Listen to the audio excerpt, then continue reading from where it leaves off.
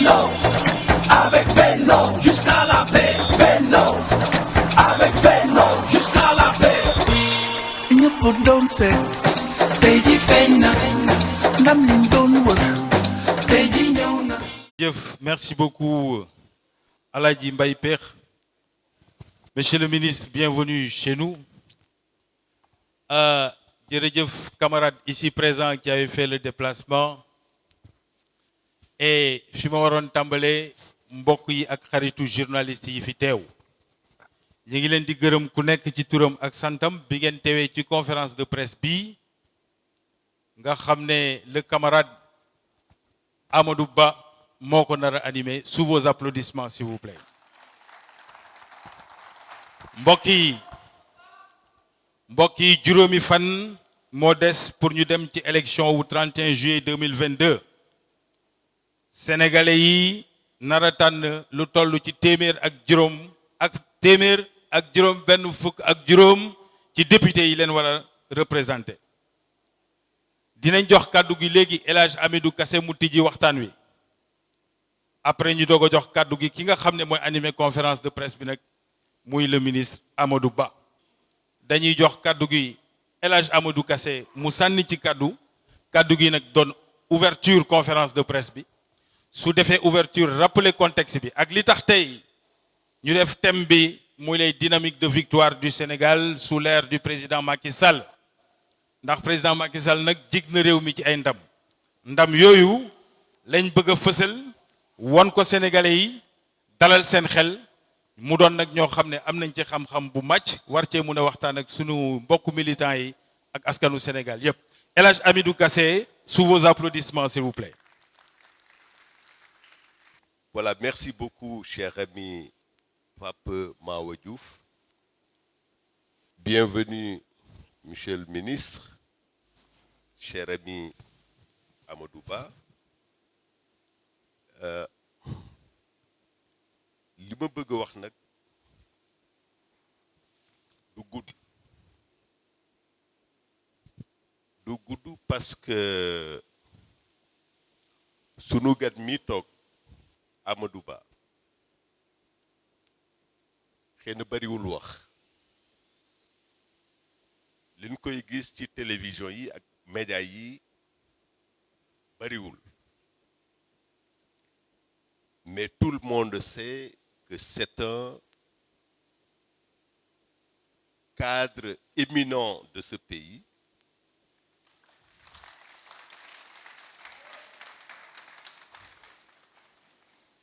Tout le monde sait que c'est un cadre compétent de ce pays. Tout le monde sait que c'est un cadre efficace de ce pays. Moo tax d'ailleurs cellule communication bi nga xam ne Pape Mao moo koy jiite bi nous proposer que Amadou Ba vienne ici au siège de l'APR mais également de Benno Bokk Yakaar pour nous parler des performances et des victoires du Sénégal ñëpp a ci ànd. Il n'y a pas eu une seule objection. Parce que nous sommes absolument sûrs que c'est quelqu'un dont la parole rassure, dont la parole est capable pour faire comprendre ce qui se passe de mieux dans notre pays. Alors, thème bi nag mooy ndamu Sénégal te dina ci ñëw léegi. Sur tous les plans. Waxuñu nag depuis 2012 que tout a été fait ndaxte loolu yàlla rek sunu borom moo ko mën. Mais ce qui a été fait dans ce pays est tout à fait exceptionnel. 1960 ba tey ça fait 62 ans. 62 ans. C'est un peu notre âge. 1960 ba 2000 les socialistes ont dirigé ce pays te def nañu li ñu mën personne ne peut dire que Senghor et Diouf n'ont pas travaillé. Personne ne peut le dire. C'est kenn waru ko wax. Parce qu'ils ont travaillé, ils ont fait ce qu'ils pouvaient faire. De 2000 à 2012, le président Wade a travaillé. Kenn mënu ko weddi. Il a fait ce qu'il pouvait faire. Mais de 2012 à 2022, ce que Macky Sall a fait est tout à fait révolutionnaire et exceptionnel. Dafa am ay bërëb yi nga xam ne on les a multipliés par 10 au moins. C'est-à-dire fi amoon benn, on a multiplié par 10. Ça c'est clair, c'est évident. Mais yooyu yëpp sunu ministre Amadou Ba dina ci ñëw. Ndam nag boo ko amee, champion boo ko amee, da nga koy aar. Chaque jour mu gën a dëgër pour les prochaines victoires et les prochaines performances. Parce que les victoires du Sénégal, maanaam ndamu Sénégal tey, am na li nga xam ne c'est des menaces. Bu nu moytuwul rek, li nu am yépp, ça va être comme un château de sable. Ça va s'effondrer. Dafa am ay menaces. Menaces yi ñaar la. Menace interne, maanaam menace yi nga xam ne fii la li mën a néewal doole ndamu Sénégal à l'intérieur du Sénégal. Gis nga réew bu amul jàmm, réew bu amul àndandoo, réew bu amul cohésion, réew bu amul une démocratie apaisée, réew bu amul waxtaan, réew moomu c'est sous la menace de l'effondrement. Yàlla na nu yàlla musal ñi nga xam ne seen discours ak seeni actes du matin au soir c'est pour affaiblir le Sénégal. Du matin au soir. Les menaces internes dañ ci war a bàyyi xel parce que gis nga démocratie mooy régime bi nga xam ne dafa ne au lieu ñuy xuloo ñuy ŋaayoo qu'il y ait de la violence dans le pays nañu def à chaque fois des élections libres et démocratiques peuple sénégalais bi tànn ki ko neex. Mais si des acteurs politiques jël seen responsabilité ne par A ou Z vous allez quitter, y compris par la violence et la rue, ça veut dire qu'il y a une menace sérieuse. Il faut qu'on le refuse. Et c'est la jeunesse du Sénégal qui doit le refuser.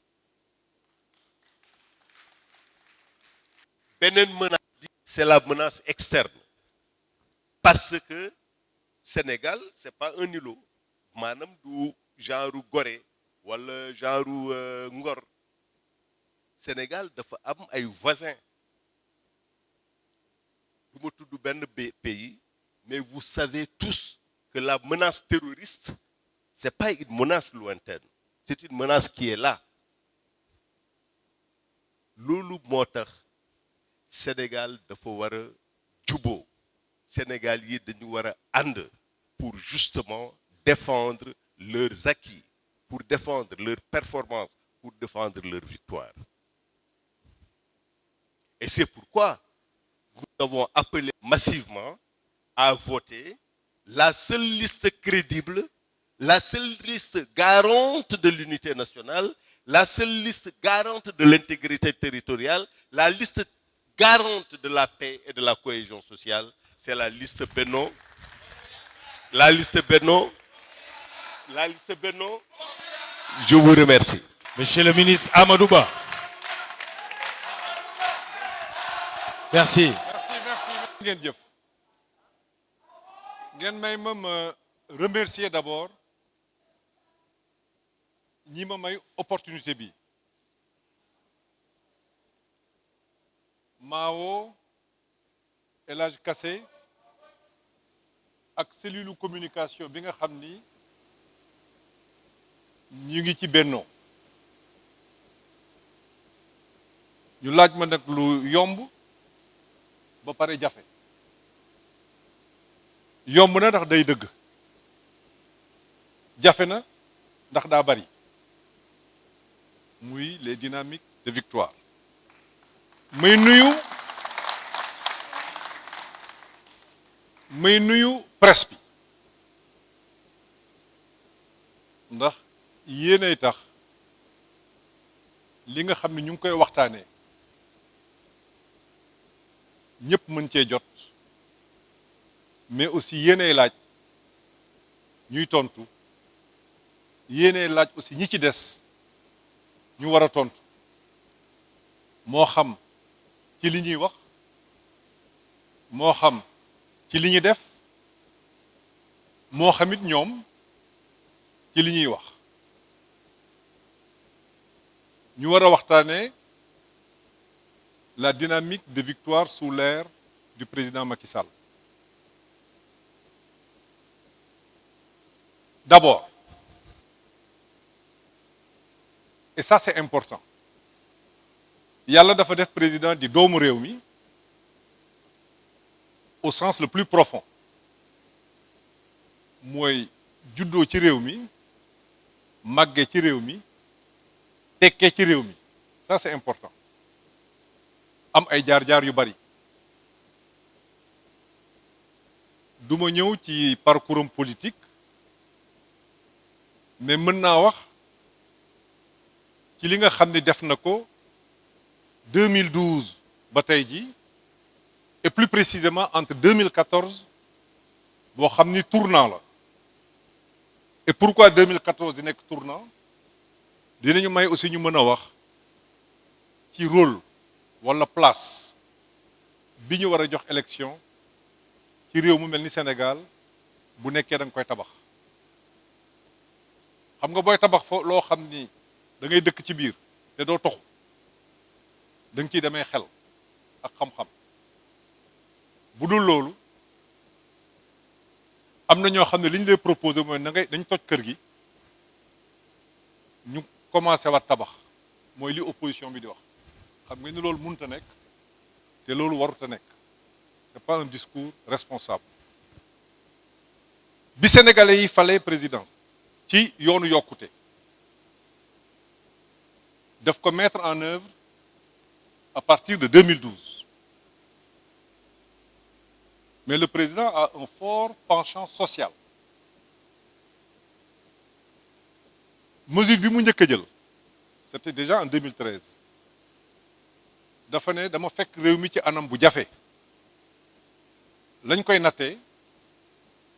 mooy réew mi amuloon croissance ci jamono jooju wala boog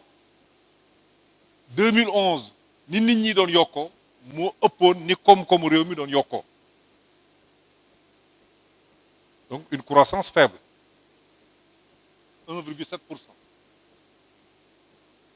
mu fekk fi inflation mooy njëg yi di yokk dinañ ñëwaat ci problème mu njëg yi léegi nii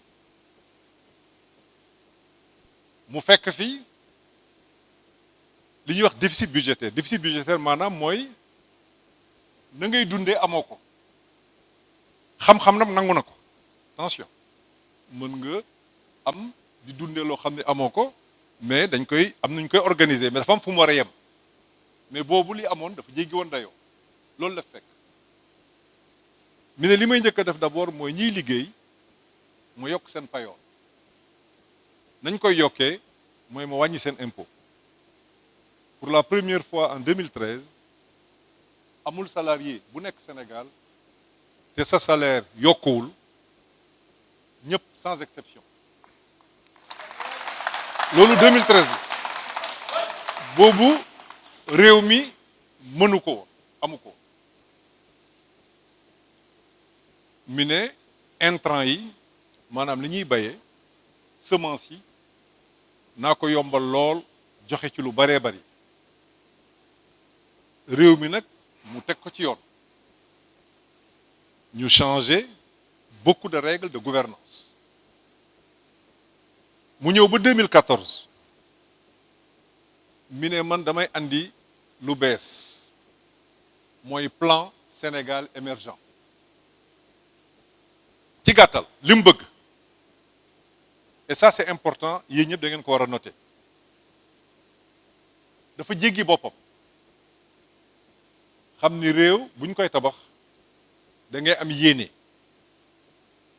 nga ne foog ma def fi loo xamante ni samay doom samay sëtaat ñooñu seeni sët ñoo koy jariñoo mi ne nañu tàmbalee benn plan boo xam ni ci ñaar fukki at muy génération parce que ñaar fukki at mooy benn génération dinañu fexe ba xar kanamu réew mi soppeeku mais nañu fexe ba ñëpp d'accord ci et ça c'est important Kassé bëgg naa ngeen ñu noter loolu gis nga plan bi mu koy def képp koo xam ne am nga xam-xamu koom-koom ci réew mi président neen nañ dem ba ci yow universitaire yëpp bind nañ leen seeti leen ku fi mësoon nekk premier ministre bind nañ la wax la ku fi mësoon nekk ministre des finances wax nañ la parti politique yëpp opposition comme pouvoir ñoom ñëpp saisir nañ leen société civile saisir nañ leen syndicat liggéeykat comme syndicat wu patron ñëpp saisir nañ leen muy élément déjà buy wane prise en charge bi mu bëggoon mu am ko pour lépp lu askan bi di xalaat lépp lu boroom xam-xam yi di xalaat mais aussi cette politique d'inclusion bi nga xam ni moo nekk à la base de Benno justification économique bi pour man lool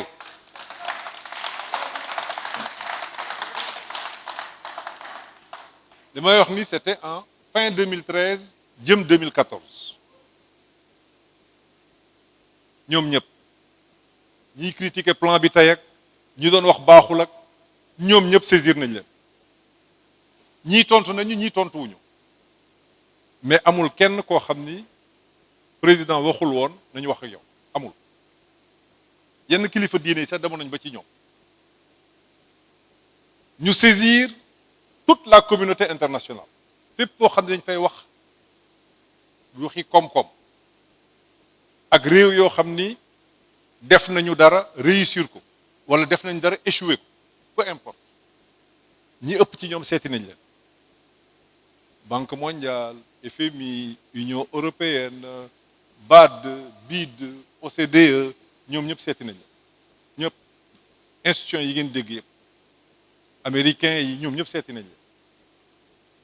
bi ñu paree loolu yëpp ñu tënk ko ci benn téere président moom mi nga xam ne mooy définir la politique de la nation jël ko ne léegi voilà fi Sénégal war a jaar ci ñaar fukki at yi kon ñu ñëpp waxtaane woon nañ ko boobu li commencé après sunu budget tout comme képp koo xam ni da ngay dimbali Sénégal ci loolu ngay tënku par force donc bu ma déggee tey ay débat même sur la souveraineté sur l'indépendance man daf may jaaxal personnellement en tant que technicien parce que c'est des questions qui ont été réglées et par le président te dina ci ñëwaat léegi avec des justifications yoo xam ni boo demee ci budget bi di nga xam ni Sénégal moo yor boppam ku Sénégal traiteel daf ko neex lu Sénégal joxe daf ko neex parce que intérêt ak njariñam daf ci nekk ñu ne nag plan Sénégal émergent ñetti tànk la transformation structurelle de l'économie mooy axe 1 capital humain développement lépp lu jëm ci nit axe 2 gouvernance paix et sécurité axe 3 El Hadj Kassé wax na ci léegi fu jàmm amul fu justice amul fu nit ñi wérul fu nit ñi xale yi dul jàng développement mënu fa am biñ ko defee axe bu nekk mu am luñ ko affecté en moyenne transformation structurelle de l'économie 65%, axe 2 bi 25%, axe 3 bi 10%. loolu moo may Sénégal performance yi nga xam ni président réalisé na ko entre 2014 ba tey jii ñuy wax ak yéen ci wàllu croissance ndax croissance dañuy nattee réew yëpp croissance mooy li yokku ci alalu réew mi juróomi at yi ñu mettre en œuvre plan bi alalu réew mi doon na yokk en moyenne de 6,6%. bokk ci croissance yi gën a élevé croissance yi gën a régulière ci àdduna bi. En Afrique on était yenn saa yi deuxième mais en termes de régularité xëy na sunu croissance moom moo gënoon a dëgër. 2019 mu am ay choc exogène Chine ak Amérique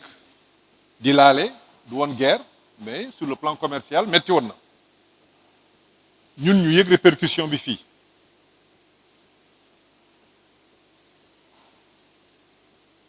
2020 Covid bi dugg muy un choc important mais vision bi président amoon ak cohérence su plan bi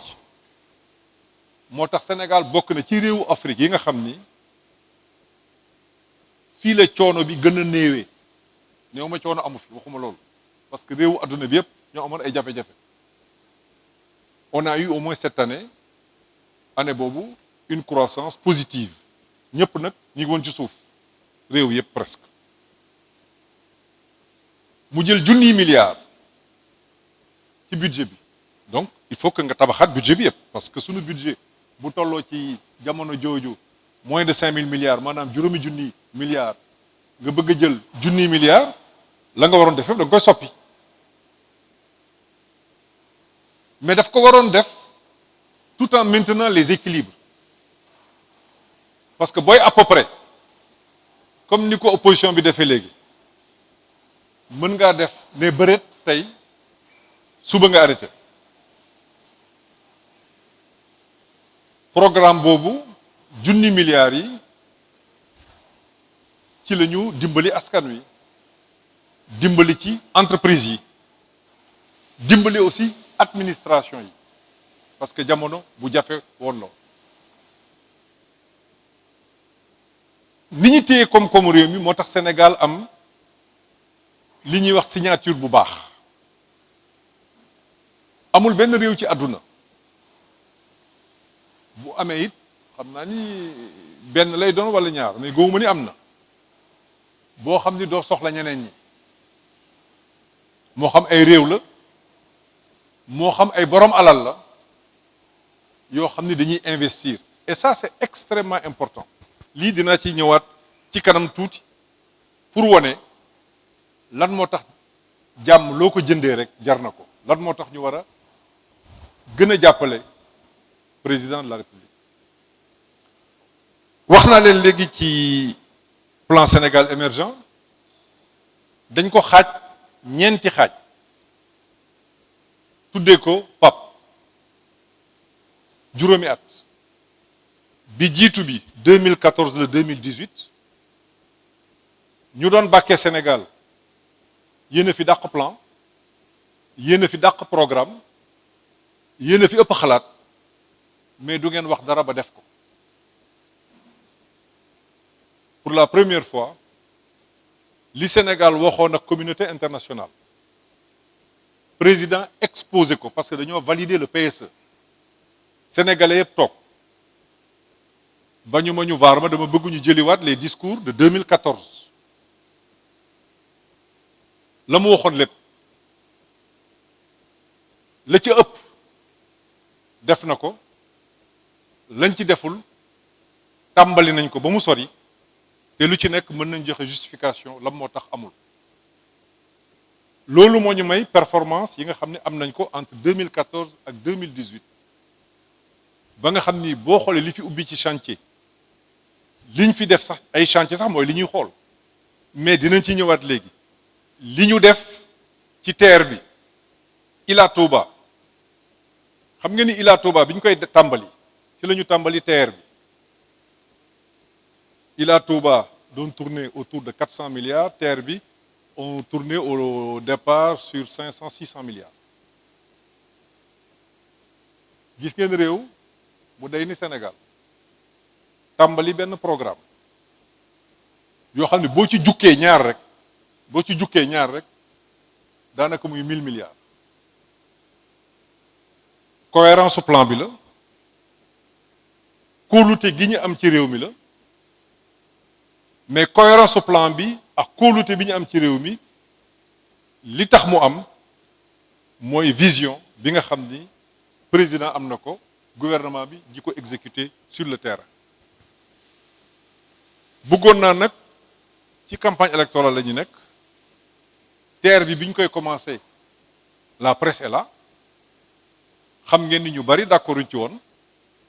ñu ngi ko doon critiquer matin midi soir bëgg naa it ci caravane yi fi terre bi di jaar ñu jaaraat fa nee leen ou dañoo juumoon wala boog lañ doon wax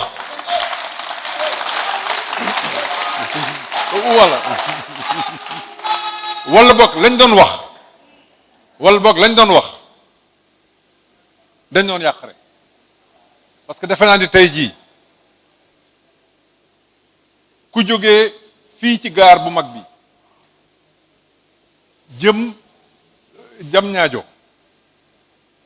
romb Pikine bien sûr di nga romb Colobane ak Yaraax nekk ci biir département bi dem département de Pikine dem Rufisque dem Kër Massar ndax di nga ko contourner jëm Diamniadio gëwuma ni kenn ñeme naa jaar ci commune yooyu nee leen di TER bi amul njariñ. Ce débat a bien existé au Sénégal, animé par l'opposition, ba bi ñu koy inauguré c'est 110 000 personnes ñoom ñoo koy jël tous les jours mais dans le même temps xam naa ne lu moo Ablaye Mbaye Peex moo ko bokk na ci ñi ko moom añee Ndakaaru dem julli ji tisbaar Touba léegi la am léegi la am parce que ñun ñi nekkoon chef de service bu màggal mosaan am bokk na sax tax ñu def màggal bi ñu def ko férié. bi président ñëwee dafa fexe ñu eggali aéroport bi en fexe ñu eggali pont mais li ngeen lim ci pont yi des na président Macky Sall ñaar fukki pont la def am na ci ay am na ci ay am na ci am na ci merci mais président ñaar fukki pont la def autoroute yi 33 kilomètres la fekk yokk ci presque 219 kilomètres te fi ñuy wax ni mi ngi wax projet d'autoroute bi jëm Kaolack mi ngi wax projet d'autoroute bi jëm Saint-Louis fi ñuy wax ni bi jëm Kaolack liggéey bi tàmbali na waaye xam ngeen ni tey dem Mbuur yomb na nag dëgg-dëgg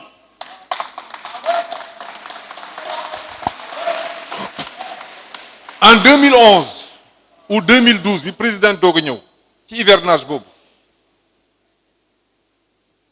am na ay touristes amoon na inondation bu mag ci le président jëlee woon décision wu ñu supprimer Sénat bi mu am ñu jóge France atterrir Dakar jóge Dakar di dem Saly ma am ci benn xarit boobu j'étais aux impôts mi ne ma li ma def diggante Dakar ak Saly 2 fois la diggante Paris ak Dakar waaw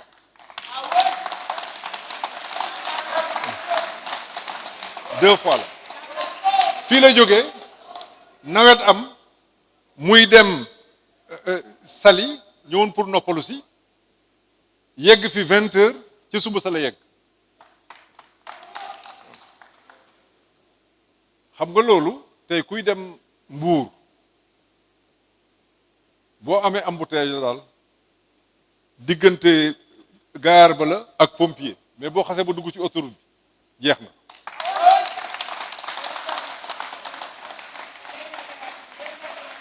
mais liggéey bi du ay infrastructure rek justement du ay pont ay tali c'est utile ku ne xale yi wala ku ne dig nit dinaa fexe réew mi dox dinaa fexe koom-koom bi yokku dinaa fexe ngeen am liggéey te mënulaa assurer nga jógee Guédiawaye ñëw Dakar wala nga jógee Dakar dem Thiès naxaate yi ñoo ëpp na. moo tax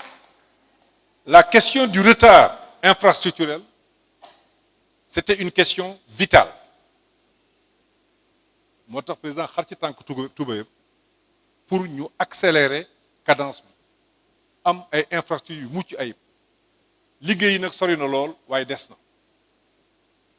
mais liggéey boobu boo koy def munul bañ a àndal des mesures sociales. Nous sommes une population très jeune et nous sommes un pays pauvre. On va vers l'émergence mais ci wàllu koom-koom réew mi nag dëgg-dëgg am na ay jafe-jafe. doole réew mi doole bi moo toll foofu mais taxul président ne non nañu fexe dimbali nit ñi. Bourse de sécurité c'est 300 000 familles loolu moo tax taux de pauvreté bi wàcc nit ñi yokku nañu am nañu ñàkk ba tey waaye ñi ñàkk wàññeeku nañu.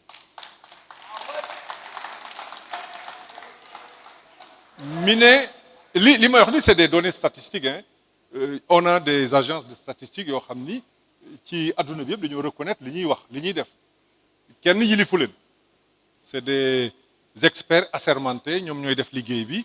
ñoom xooluñu li neex ministre bi wala lu ko naqari li ñuy xool mooy li ñuy war a wax ko c'est comme un médecin bu toog ci kanamu malade sa problème du di nga dalal xelam mais bu feebaree da nga koy wax dama la war a hospitaliser tey doo ñibbi fii ngay toog. président ne man nag am na ñoo xam dañoo sonn dëgg la war nañoo yokk hôpitaux yi. defar na ci juróom-ñeent war nañoo yokk centre de santé yi defar na ci 18 war nañoo yokk poste de santé yi y en a à peu près 600 mais loolu day ànd ak ngay recruter ay nit day ànd ak nga di ko entretenir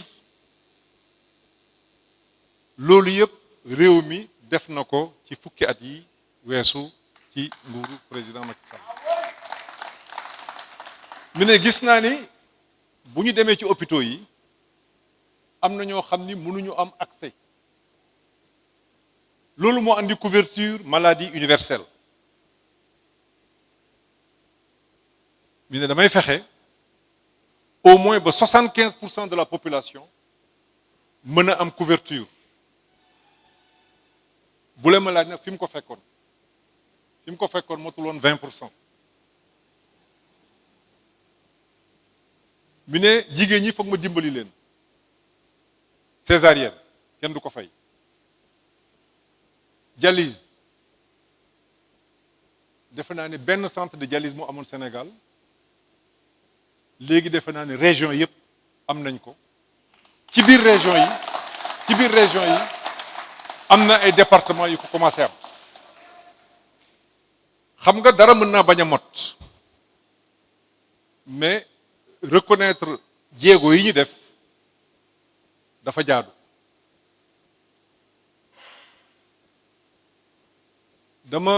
c'est une petite digression xam nga barki démb dafa taw bu bari ma demoon def visite de proximité booru kër Mbaye Ndiaye HLM Grand Médine ma ñëw ñu ne ma bon dafa tawoon tey amoon na ndox ah oui mais bi ñu àndee benn camion rek dafa dañ 1 heure de temps après waaw ma ne ko ça c'est très bien ma ne leen mais s'il vous plaît waaw may ma ñëw may ma yeggali dama bëgg ñuy natt progrès ma ne leen mais daawaati jéeg dama fi ñëwoon mu taw ngeen am inondation ndox mi def fi ñetti fan entre temps biñ ko waxee président ñu dem ci ONAS ñëw changer installation yëpp bii yoon ndox mi 1 heure la fi def 2 heures la fi def kon kay jàppale liste Benno Bokk Yaakaar pour que déwén ndox mi def fi 10 minutes waaye mu bañ a am ndox moom ñun ñaan ñu ko yàlla mu bañ a am ndox ñun ñaan ñu ko yàlla ci la ne damay voter loi sur l'économie sociale et solidaire le président est très social te am sunu souveraineté daf ñu may Sénégal muy def loo xamante ni buñ ko defee ba pare la ñu ci bailleurs yi di fekk si benn réew la ñu gisoon mu réussir yenn transfert yi bu doon Brésil ci jamonoy Lula ñu ne ñu non yéen vous êtes des pays africains il y a pas de transparence il y a pas de rigueur il y a pas de ceci il y a pas de cela président ne non ça je vais le faire te dinaa ko réussir waaye ren bi ñuy joxe bourse 80 000 francs yi Banque mondiale daf ko ci fekk si je vous parle en tant qu'ancien ministre des finances bi ñu koy tàmbali dañoo bañoon jaaral ci beneen slide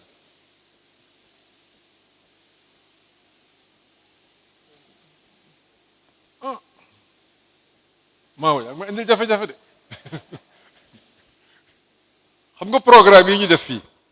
dañuy wax seen bopp gis nga PUDC la ko andi mooy sakkanal xaalisu askan bi au départ président dafa wër Sénégal ñaari yoon bi muy ut réew mi ñaari yoon il a fait 2 fois le tour du pays muy à peu près 80 000 kilomètres mi ne ñi mu doon àndal xam naa kase ci la bokk xam na bu baax li may wax mi ne leen dama bëgg fi ma jaaroon lépp lu ma fi mës a wax ngeen andil ma ko mu woo gouvernement bi yëpp ne leen dama bëgg la nga xam ne waxoon naa ko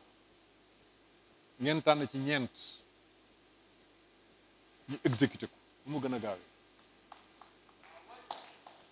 benn bi mi ne man dama yërëm soxna yi dama bëgg seen liggéey ñu wàññi coono bi mooy ay dëbb ak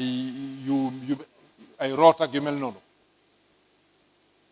mi ne lépp luy wàññi seen coono dañ ko def mi ne biir àll bi déplacement yi dafa jafe yi nga gis benn communauté rurale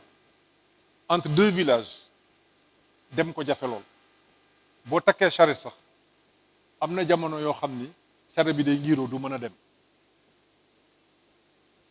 loolu moo tax ci 5 ans yi mujj c'est plus de 6000 kilomètres de piste le président defar ci biir PUDC mi ne dama bëgg électrification rurale mooy 3e bi daal ma ñëw rek 4 laa wax maa ngi ñëw mi ne électrification rurale man 20% laa fekk ci Sénégal j'ai un objectif de 100% en 2024 fi ñuy waxee ni mi ngi ci plus de 60% grâce au PUDC et au piment mi ne des na ndox mi fekk forage yu bari pan dëkk yu bari surtout dans le Djéri et le Ferlo amul woon ndox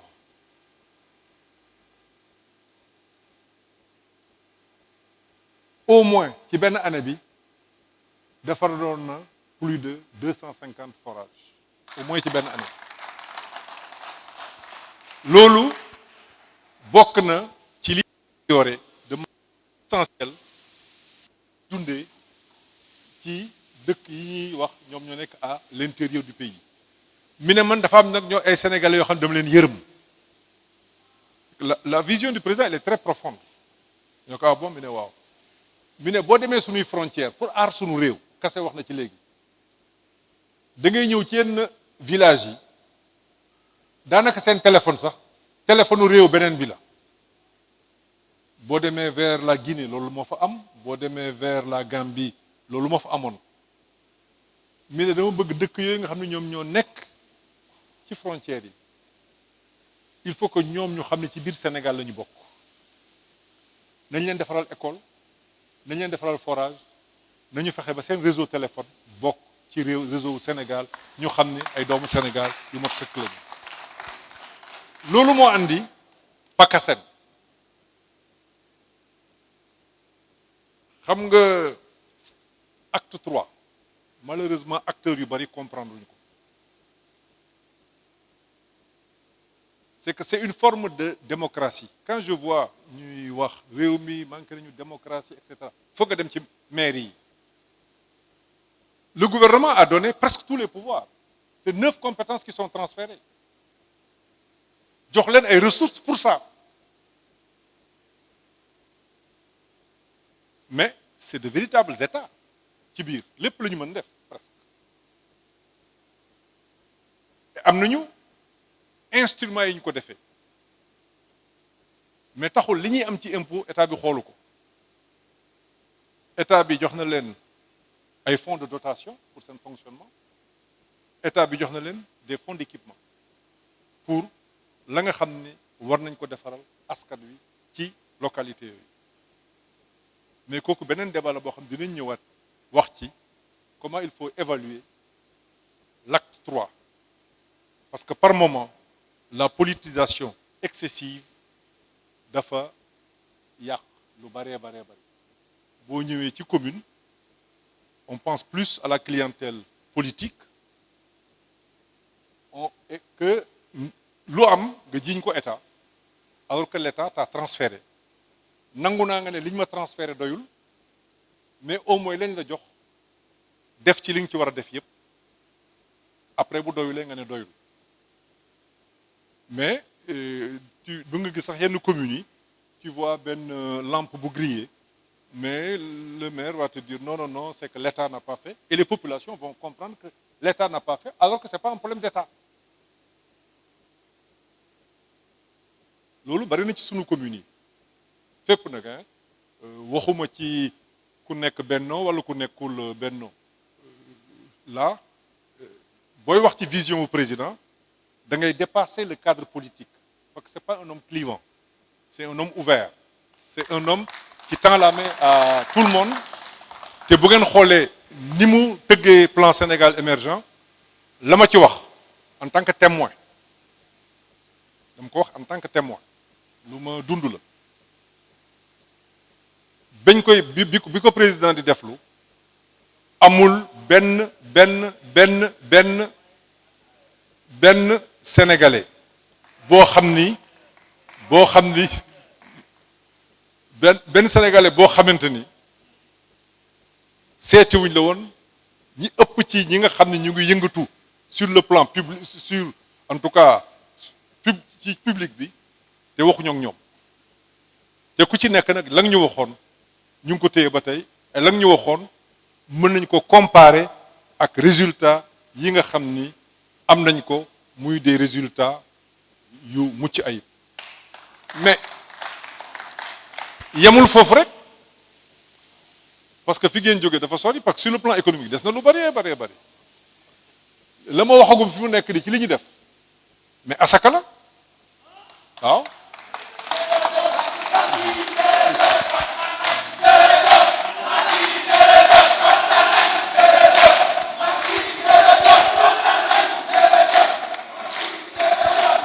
xam nga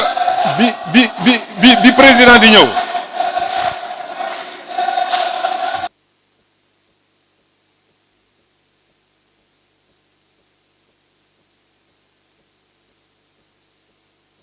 président di ñëw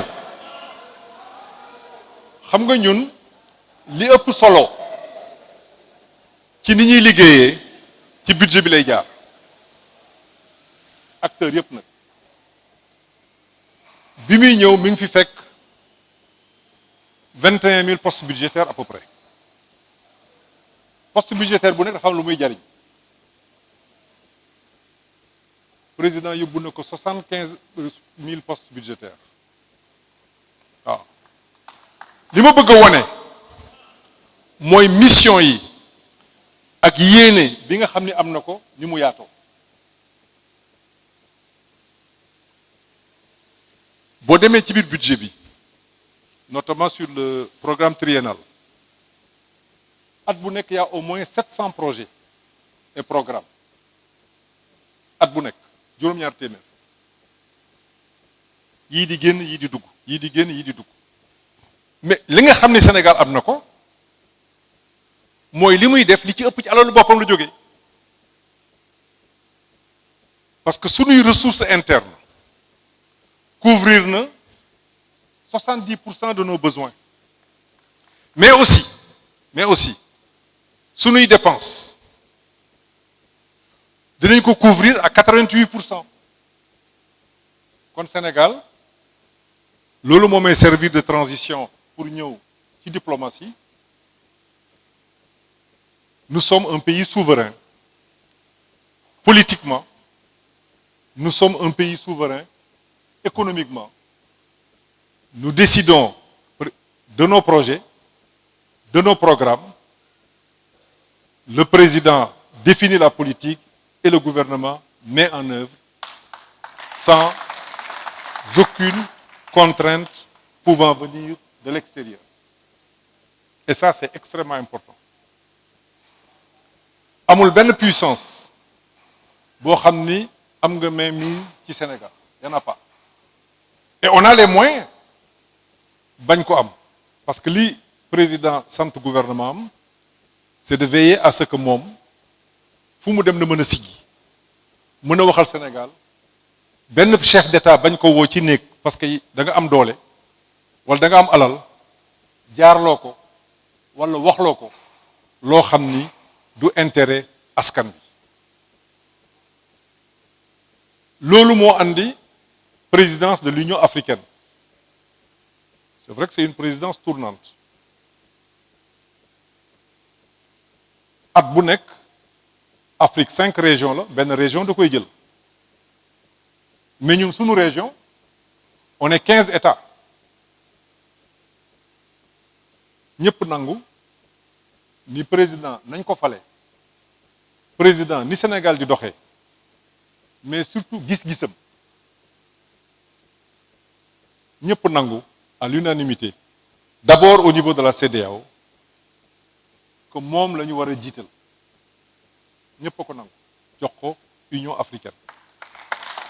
mais le rayonnement international commencé wul ci Union africaine parce que biñ ko élire lañ ko jël jox ko NEPAD il a participé presque à tous les sommets du G20 yëpp sans exception mooy fi ñuy décider na adduna bi di doxee la ñu war a def mu fexe nag ba baatu Afrique fës ci loolu mais gis ngeen ni bi mu jëlee Union africaine mooy slide bi jiitu bi gis ngeen li mu def sunuy dëkkandoo am nañu ay jafe-jafe Sénégal di réewu démocratie mu am ci une position ferme et sage en même temps ferme mooy lu dul démocratie président nangu ko sage mooy les pays ont leur réalité et par moment il faut voir nu ñu mën a fexe ba génn ci yenn situation yi bañ a lor askan. Récemment, c'était au G7. On parlait de transition énergétique. Ñun duñu consommateur, duñu producteur, duñu pollueur. Mais nag woon nañ fa Sénégal. Mais ba mu fa demee baatu Afrique yëpp la waxal. mooy bu leen dem ba yëf yi sotti ngeen bëgg a bloquer déedéet. Gaz bi moom da ngeen di bàyyi réewu Afrique yi lañ ci am ñu mën ko def mën ko exploiter pour accélérer le rattrapage. Ça il l'a dit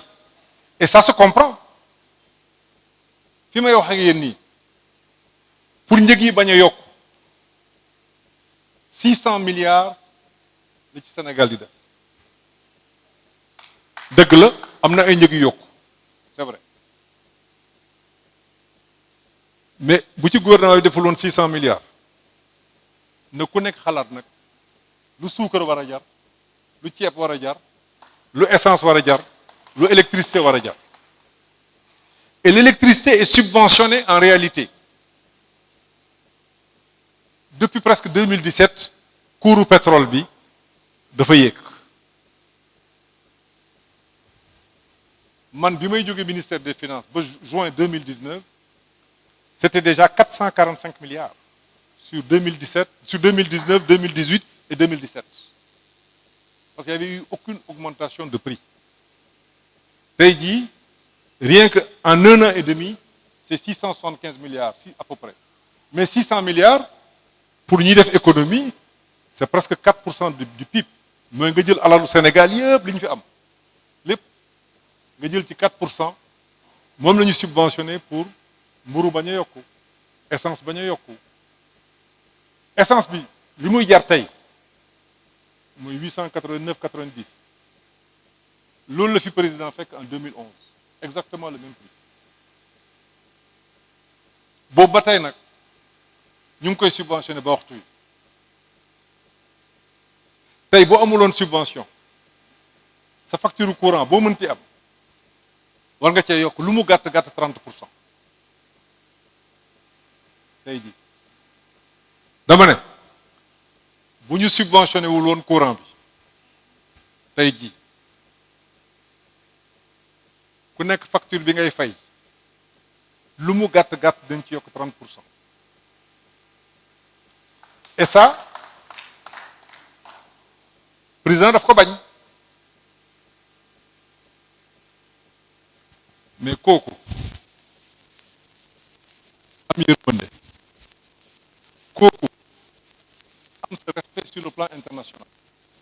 kooku di dox jàmm jàppale dafa jaar xam nga mës naa wax loo xam dama cee wéet te dinaa ko waxaat fii tey dama dem 2017 di défendre le budget 2018 ma ne ren yéen a ngi wax 2019 rek mais man 2019 intéressé wu ma mi ngi ci bandu assemblée bi ñu ne ma ah bon ma ne déedéet Sénégal amul problème politique léegi la ñu fi bëgg a andi amuñu problème ethnique léegi la ñu fi bëgg a andi amuñu problème de religion léegi la ñu fi bëgg a andi amuñu problème yooyu ma ne Sénégal problème économique la am liggéeyi altine dox sa soxla altine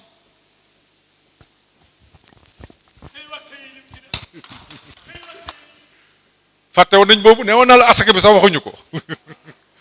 dama ne def élection dimanche liggéeyi altine dox sa soxla altine jàmm ak salaam Sénégal bokk na ci réew yi ko am ci àdduna bi kon waruñu am un problème politique amuñu ko maintenant un problème économique la ñu am moo tax xam ci jamono jooju ma ne woon assemblée nañu fexe ba 2018 bii nga xam ni ci la juróomi at yu njëkk yi ci plan Sénégal émergent di jeex nañu fexe lépp loo xam ni président namoon na ko def nañu fexe ba loolu mot bu ngeen di fàttaliku bi ñuy dem groupe consultatif 2014 3600 3700 milliards la ñu tubaab yi digoon bi muy jeex on en a eu 6000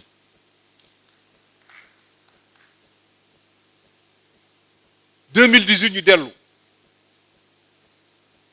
c'était 7000 parce que tout le monde fait confiance au Sénégal et foofu dinaa fa joxe benn anecdote il y a tellement de choses à dire que boo koy wax avec passion parce que mës naa ne assemblée 2018 amuloon solo ma ñëw ci télévision dëgg la li may dem télévision bariwul ma ne leen nañu fexe gérer 2018 bu ñu paree nañu gérer 2023 parce que problème au Sénégal c'est vous la jeunesse ñi toog fii ñeenti nit yoo jël ñetti ñi moins de 35 ans la ñu am mais kooku dafa war a tax ñu xat suñu tànk tubéy jéem a xool lépp loo xam ni entrave la yoo xam ni mën na tax xale yi seen am liggéey yeex ñu jéem ko accélérer xëyu ndaw yi 450 milliards loolu moo ko andi DER loolu moo ko andi ba DER doon tey loo xamante ni adduna bi yëpp waaw yëpp ñu ngi koy def kon fi mu nekk nii avant ma ñëw ci anecdote bi on doit viser 2023 parce que problème bi ñu am fondamentalement mooy ñetti at yi wees ou problème yi ñu ci am mooy Covid bi ak guerre Ukraine bi dafa déséquilibré lu bari il faut que 2023 ñu mën a def le bilan jéem a xool yan contrainte la ñu am pour être à l'objectif d'émergence 2035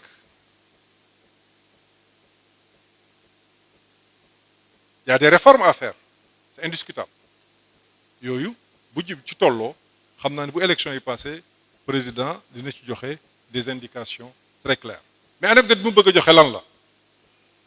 dama dajale ay bailleurs di utali réew mi xaalis ñu ñëw toog j'étais avec toute l'équipe du ministère des Finances de la Banque centrale ñëpp toog xam nga booy def tournée yooyu da ngay bàkk sa réew jaay ko sama réew lii am na fi lii am na fi lii am na fi wax li nekk ci réew mi tout en sachant que ñi ngi koy waxal xam nañ ko mais yow da ngay wax ma wax ci lépp cadre macro wax ci endettement déficit budgétaire wax ci projet yi wax lépp ba pare ndekete dañ ci glissé woon benn phrase bu am solo mooy le Sénégal a été dirigé par un président non musulman pendant 20 ans wax nañ ko ci kii bi c'est une vérité ñu ngi def présentation réew mi bi ñu paree ñu def seeni soumission la ñu soxla woon ñu jox ñu ko presque 10 fois plus mu am kenn koo xam ni liñ ko dénk ci alal mënoo ko soppi daanaka sunu xaalis dafa mel ni sunu xaalis rek ay milliards nga ciy wàññi ay junne moom loolu lañ ko dénk mu ñëw ne ma man li ngeen soxla yëpp mën naa leen ko jox mais dafa am li nga wax dafa am lu ma frappé ci Sénégal man moo tax ma fay def xaalis je vais investir au Sénégal pour 30 ans ma ne ko 30 ans mi ne ma waaw mi ne ma dama leen di jox tey ngeen fay ma dans 30 ans waaw bon mi ne ma waaw ma ne ko mais lu tax man maa ngi xalaat bu may wax non am ngeen pétrole wala gaz wala seen cadre macro wala nangam man foofu laa ko xalaatoon mi ne ma non mi ne ma ñi toog fii bi nga ma yónnee liste délégation dama laajte xawma seen réew ñu ne ma ñii Juuf lañu sant ñii Njaay ñii Ba ñii nangam ak nangam ñu ne ma j'ai compris que Sénégal amul ay problème ethnique waa ji mooy wax de am na ay musulmans am na ay non musulmans mi ne parce que am na ay réewu Afrique yoo xam ne bu ñu fi ñëwee boo déggee ñi andi boo déggee sant yi rek xam ne ay mbokk lañu waa ji mooy wax de c'est-à-dire da ngay xool ñoom fi ñuy gëstoo mi ne ma surtout j'ai été marqué par le fait qu'un non musulman puisse diriger un pays à 95% de musulmans pendant 20 ans kenn musu faa dégg coow ma xam ni richesse bi ñu am ci jàmm richesse bi ñu am ci mbokkoo lépp lu mu jar war nañ ko jënd dama ne loolu richesse boobu may na Sénégal ay milliards ci lu mu dund ak ay seede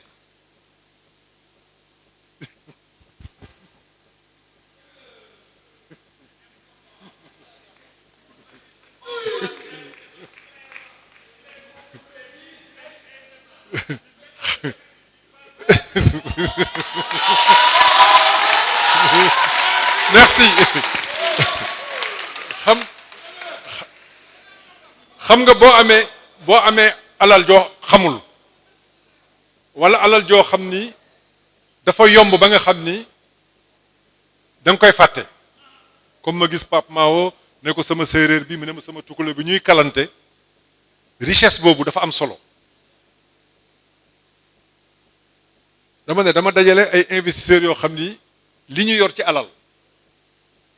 xajul ci Sénégal seen asaka mën naa dundal Afrique waxuma la Sénégal am na ci ñoo xam ne bu ñu taxawee ba ñu defalee seen présentation ku ci nekk li mu denc ci ay junniy milliards yi ñu ko dénk mënoo ko sax calculer boo ko bëggee wax ci olof doo fi jógee boo ko bëggee bind nag suñu xaalis bi moom daanaka da nga ut këyit boo xam ne rek fii nga commencé jëm ci tali bi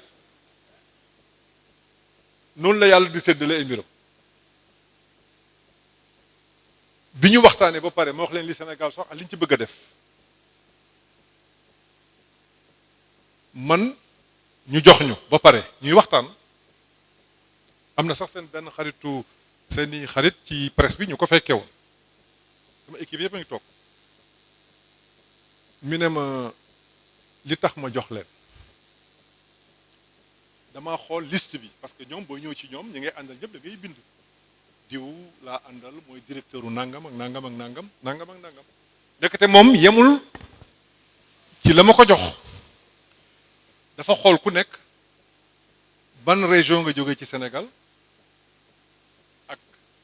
ban département ngay jóge et puis mu laaj ay laajam parce que ñun suñuy këyitu administration duñ ci bind loolu duñu bind ni kii séeréer la wala tukk loolu kooku ñun Sénégal xamuñu yooyu ndekete waa ji loolu moo ko ci intéressé li ko ci intéressé woon mooy xool ndax délégation bi amoon na ay jullit ak ñu nekkul jullit ndax dafa gis yeneen réew yoo xam ne bu ñu fay ñëw loolu dina bokk ci tax mu bañ te du leen wax dara day ñëw rek gis ay sant yu baree bari xam naa dañuy doon benn réew rek ñu ne ñëpp bala ñu sant mais ne non ñi ay mbokk lañu duma bi ñuy présenté wax Sénégal yëpp ba ñëw ci jamonoy Senghor parce que loolu nga war a wax te ñooñu lépp lañ lay laaj lépp da ngay ñëw sax ñu ne la gis naa ci benn journal am na ku ma ko mës a laaj ñu ne ma ñu def à la une Sonacos ma ne ko ah bon donc mënoo xalaat ni à ce niveau là ñu ngi suivre toutes les questions yi am ci biir réew mi ne ma ñaar yi moo tax ma jox leen bi ma laajee samay technicien ne nañ ma yéen ñi ñëpp bokk leen ay région presque ñu ëpp ci yéen c'est que ñun ñëpp bu ñu bokkoon région sax ci Sénégal loolu amul problème ci ñun parce que seetluwuñu loolu dunduñu loolu au Sénégal mais moom loolu mi ngi koy seet mi ne surtout bi nga ma ne président Senghor ñëpp xam ko def na fa ñaar fukki at te chrétien la ci réew moo xam ni 95% ay musulmans lañu ñu ngi tombé woon nag ci jamono ji ñuy wax ay attentats un peu partout mi ne yéen neex ngeen a dénk yéen neex ngeen a jàppale yéen neex ngeen a lebal man alal ji ñu ma jox dina leen ci jox ngeen fay ma fii ak fanweeri at c'est-à-dire que kooku yaakaar na ni Sénégal dara war yàqu dara du fi yàqu fii ak fanweeri at ñaan bi mu ñu ñaanal yàlla nañu dal dama ne loolu mooy Sénégal loolu mooy plan Sénégal émergent loolu moom mooy la nga xam ni président mi ngi koy def ci biir Sénégal te loolu la yéene Sénégal gis nga loolu nga xam ne daf ko fee fekk yokk ko ngal nag dañ ko jàppale ba loolu bañ a yàqu incha allah du yàqu ci loxo bokk na ci raison yi tax ñu war ko jàppale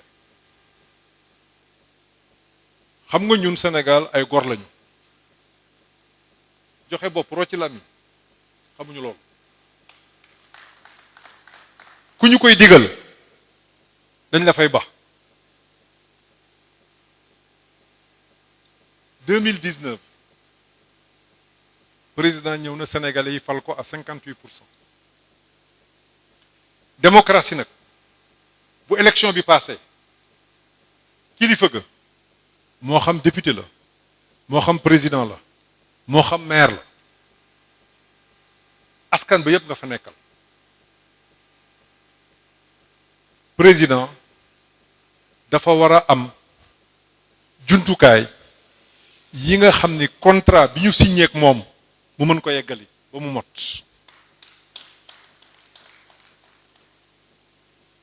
xam nga débat bi ñuy wax ay on va faire ceci boo leen votelee ñu du ñuy am ay outils ay mandat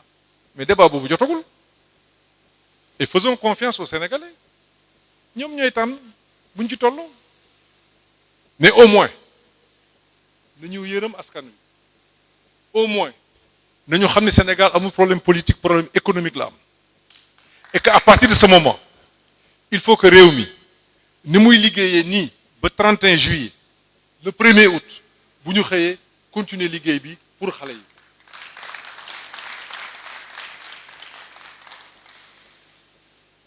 mais aussi Sénégal succès diplomatique yi tuuti laa ci wax j'ai eu le privilège d'être ministre des Affaires étrangères xam na bu baax li ñu teg Sénégal sport Kande xaar nañ ko fi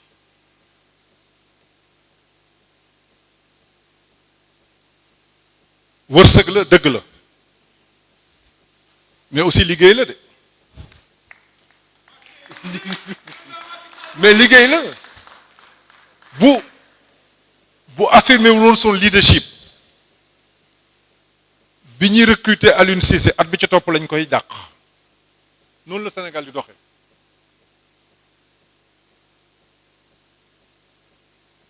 mu jàppale équipe yëpp.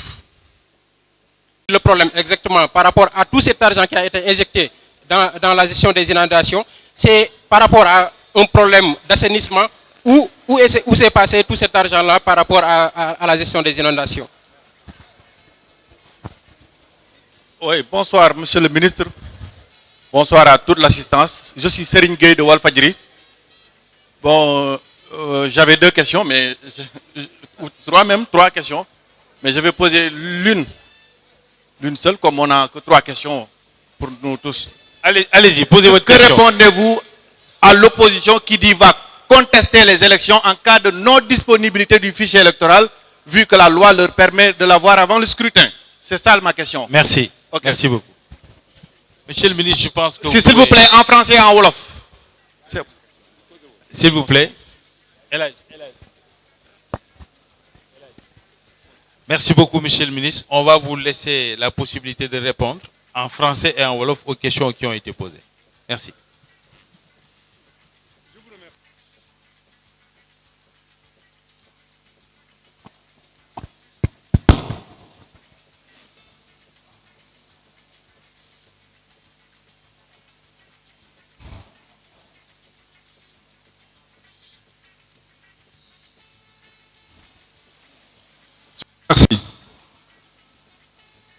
J'ai parlé tout à l'heure des inondations en prenant un cas ponctuel. Je pense avoir parlé un peu des HLM. C'était à titre illustratif. C'est vrai. Le gouvernement avait mis en place un programme décennal. Un programme phasé.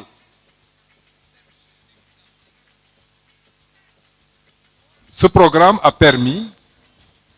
d'atténuer de manière sensible les effets des inondations. Et l'exemple que j'ai donné tout à l'heure, qu'il faut peut-être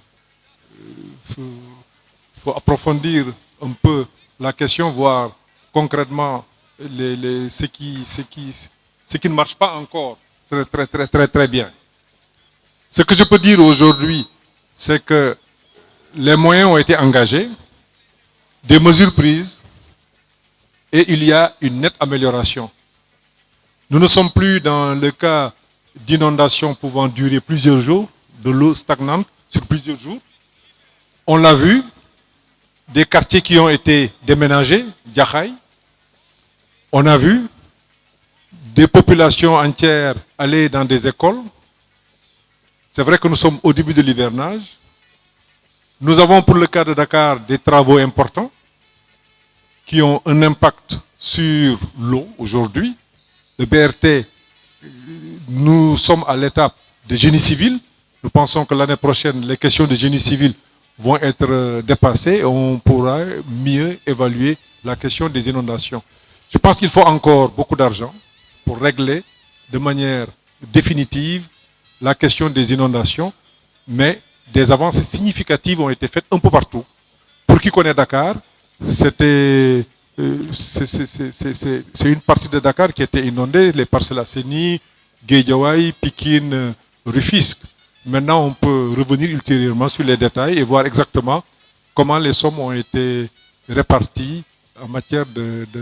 dépenses et d'investissement. L'autre question est liée au fichier électoral. Le fichier électoral est disponible, hein, c'est que je sache.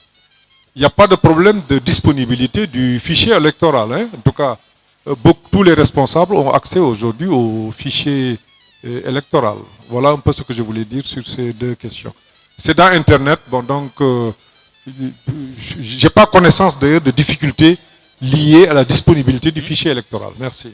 C'est ça. Alors, nous allons écouter la dernière question. Merci beaucoup, Michel. Ouais, allez-y. C'est bon. Bonsoir tout le monde. Mamadou Ngom, journal Enquête. Vous dites que le brassage culturel et bon, le brassage entre les différentes ethnies au Sénégal est une chance pour notre Sénégal. Maintenant, on remarque dans la communication de Benno Bokk Yakaar qu'il est fait beaucoup allusion de la cohésion nationale, le brassage entre les ethnies.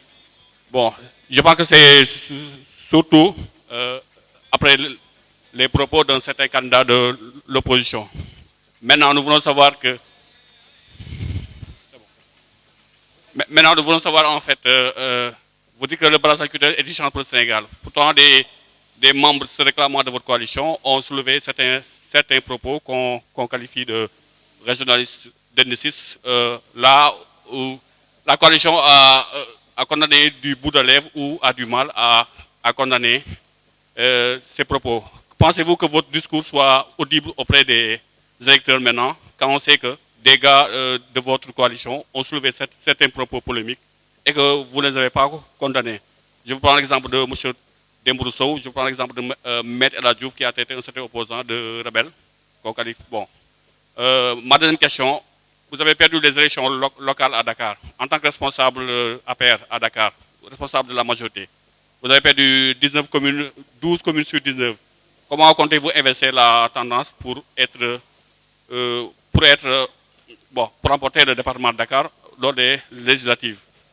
On vous a vu, bon, dernière question. Merci. On vous a vu, non, dernière question. Merci beaucoup, merci. Alors, nous allons donner la parole au ministre pour qu'il puisse... Oui, vous êtes de quel organe? Je suis de Dakar 24, Mamoudel Bokoum. Ok, allez-y. Monsieur le ministre, souvent lors de votre présentation, on a vu que surtout le programme ou l'action gouvernementale est revenue en force. La question que l'on se pose, est-ce qu'on peut dissocier l'action gouvernementale de l'action parlementaire? Car ce sont les députés qu'on élise le 31 juillet. Vous, en tant que ministre, est-ce que vous pouvez dissocier les deux? Car l'opposition, surtout, vous taxe de prendre le programme de Macky Sall comme bilan pour cette campagne. La seconde, c'est par rapport aux législatives du 31 juillet toujours. Nous savons que les jeunes et les femmes ont un poids incommensurable pour ce scrutin. Sur quoi vous allez vous fonder pour les convaincre à voter pour vous le jour J? Merci.